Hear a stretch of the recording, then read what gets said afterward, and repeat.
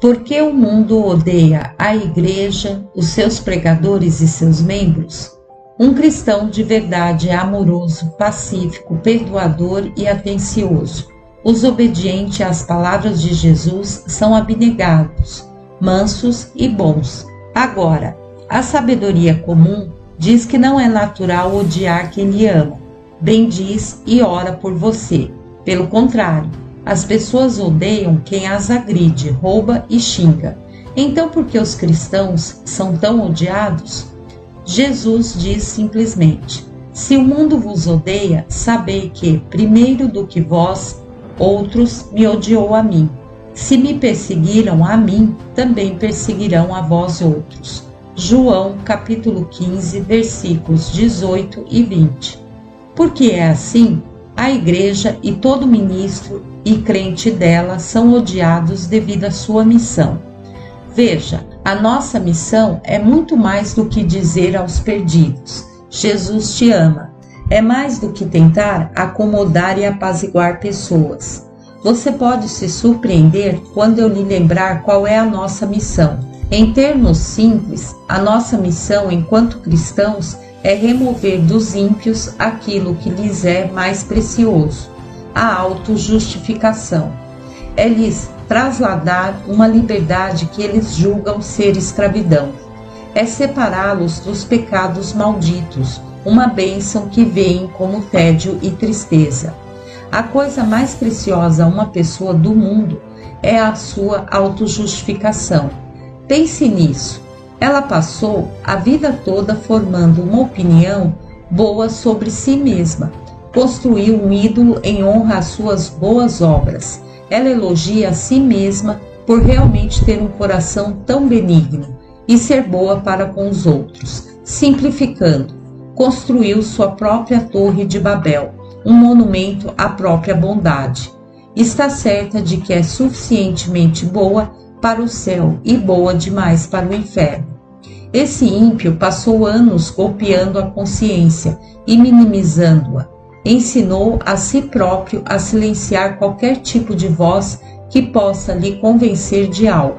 E agora desfruta de uma paz falsa. Ficou tão iludido que realmente crê que Deus o admira. E então, bem quando ele bloqueou a voz da consciência, você, um cristão, chega. E a verdade que você traz fala mais alto que a consciência morta dele. Se você não nascer de novo, não entrará no reino dos céus. De repente, você é uma ameaça na mente desse homem. Você é alguém que quer privá-lo da segurança de que tudo está bem com a alma dele. Todo esse tempo ele achou que estava ótimo, mas agora você está lhe dizendo que todas as boas obras dele são como trapos de imundície. Posso lhe dizer que esse homem não o vê como alguém trazendo boas notícias. Não, aos olhos dele você é um tormento, alguém que veio para lhe tirar o sono. Há milhões de pessoas desse tipo e muitas estão enchendo os bancos das igrejas todos os domingos. Tais pessoas acham que estão nas boas graças de Deus simplesmente por aparecerem na igreja. Ainda assim criaram seu próprio conceito de quem Cristo é.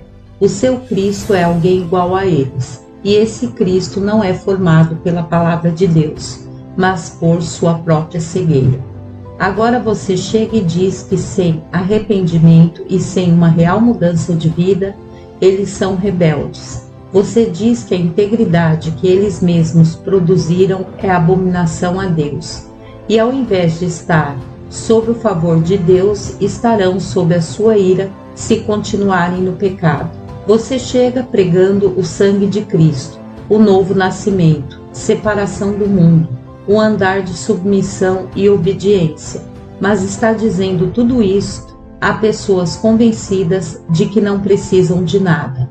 Eles não podem conceber como essas transformações podem de alguma maneira trazer paz e felicidade. Para eles, isso soa como um deserto árido e vazio. Alguns pregadores, ouvindo isso, podem objetar: essa não é minha missão de jeito algum, eu jamais iria provocar uma confrontação assim. Outros podem dizer: Fui chamado para trazer o evangelho do amor e da graça. Assim prego uma mensagem que não traz controvérsias. Não posso falar por outros pregadores, só posso dizer o que sei. E por 50 anos tenho pregado aos pecadores mais endurecidos e corrompidos do mundo, viciados, alcoólatras, prostitutas. Contudo, lhe digo, tais pecadores são muito menos resistentes à verdade do Evangelho que muitos que se sentam nos bancos de igreja e estão cegos em relação à sua situação.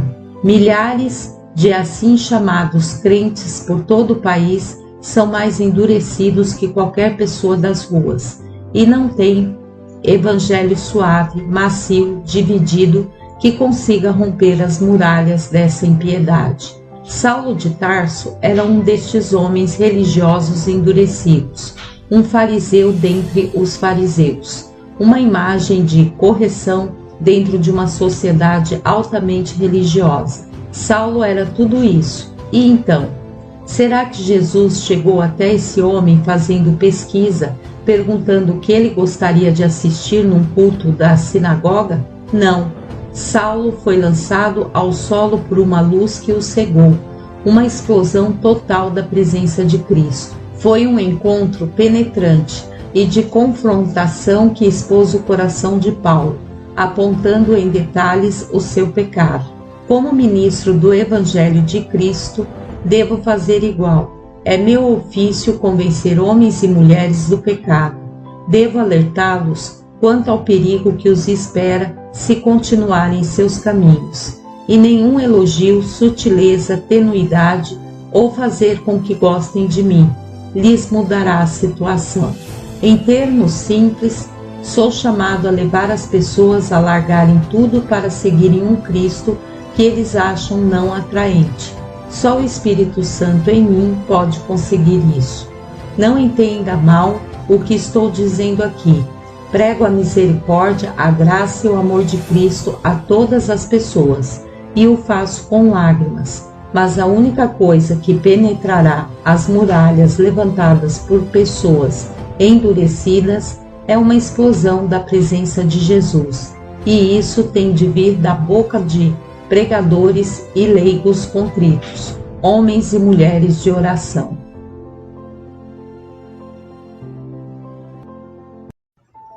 Ninguém pode se submeter ao senhorio de Cristo enquanto não enfrentar as exigências da cruz. Me conscientizo dessa verdade toda vez que me levanto para pregar. Ao olhar do púlpito a plateia, dispersos entre crentes fiéis, enfrento a cada semana pessoas não crentes que vieram pela primeira vez. Alguns são vitoriosos homens de negócios que se fizeram por si próprios, cheios de ímpeto. Outros vêm de todos os caminhos da vida. Contudo, todos estão oprimidos com pecados secretos. São pessoas que vivem como querem, sob nenhuma autoridade espiritual, mas estão vazios e desiludidos. Se enjoaram da busca de prazeres que nunca satisfazem. Eu poderia pregar a eles todo tipo de sermão sobre princípios e regras de comportamento, ou como lidar com o estresse, ou como tratar com o medo e a culpa. Mas nenhuma pregação dessas tira alguém do mundo, não muda o coração de ninguém. Eu simplesmente tenho de dizer ao não crente que sua vontade própria, sua autossuficiência e sua teimosia luta para fazer tudo do jeito dele, irão destruí-lo e no fim levá-lo ao tormento eterno. Se eu não lhe trouxer essa mensagem, então para sempre terei bloqueado os céus para ele e o terei feito 2 vezes membro do inferno. A situação dele será pior do que antes de entrar por nossas portas. Tenho de levar esse homem face a face à mensagem de ser crucificado à sua independência. Tenho de lhe mostrar que tem de sair do enganoso mundo da autobondade. Tenho de lhe dizer que inexiste maneira de haver paz em sua vida a não ser através da rendição total ao Rei Jesus. Se agir de outra maneira, estarei enganando esse homem. e terei cometido o terrível pecado do pior tipo de orgulho. O terei contado entre os convertidos para eu ficar bem. Que isso nunca aconteça. Como ministro do Evangelho de Jesus Cristo, sou obrigado a dizer a sua verdade a todo aquele que verdadeiramente se arrependa. Você será odiado e perseguido a partir de agora. Jesus uma vez se dirigiu aos ligados a ele aqui na terra e disse: não pode o mundo odiar-vos. João capítulo 7, versículo 7. Com essas terríveis palavras, Jesus nos dá o teste do tornassol, que determina a acidez ou alcalinidade de uma solução química, NT, da igreja e do discípulo genuíno. Me pergunto a quantas igrejas e a quantos cristãos essas palavras poderiam ser aplicadas hoje. Não pode o mundo odiar-vos. Cristo está dizendo na essência: vocês trouxeram o mundo de tal maneira para dentro da igreja, vocês diluíram tanto o meu evangelho que o mundo abraça vocês. Vocês se tornaram amigos para o mundo. Tiago nos dá uma advertência em sua epístola. A amizade do mundo é inimiga de Deus. Aquele, pois, que quiser ser amigo do mundo, constitui-se inimigo de Deus. Tiago, capítulo 4, versículo 4. É claro que Jesus era amigo dos políticos e pecadores, mas também está escrito que era separado dos pecadores. Hebreus, capítulo 7, versículo 26. Ele ministrou a eles, mesmo como submissão ao Pai. Como ele, somos chamados a estarmos no mundo, mas não a sermos dele. Lembrai-vos da palavra que vos disse: se me perseguiram a mim, também perseguirão a vós outros. João capítulo 15, versículo 20. Você não precisa procurar a perseguição.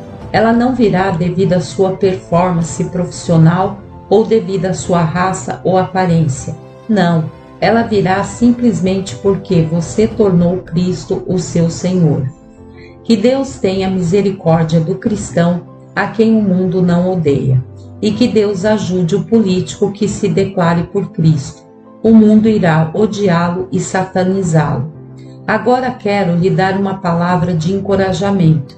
Ainda que o mundo odeie e persiga os reais discípulos de Cristo, encontramos um amor crescente e uma afeição piedosa entre os membros de sua igreja. Em verdade, aquilo que faz com que o mundo nos odeie leva nossos retos irmãos e irmãs a nos abraçarem muito mais. Nos dias que virão, o amor na casa de Deus se tornará mais valioso. Seremos odiados pelo mundo todo, zombados pela mídia, ridicularizados pelo cinema, escarnecidos por companheiros, objetos de riso por parte da sociedade. Mas ao entrarmos na casa de Deus, estaremos entrando num lugar de amor incrível, amando-nos uns aos outros como Cristo nos ama. Não importará que perseguição enfrentamos, seremos recebidos com essas palavras: bem-vindo, irmão, bem-vinda, irmã, aqui você é amado. Teremos uma retaguarda para prosseguirmos segundo o comando do Senhor, como o Evangelho genuíno.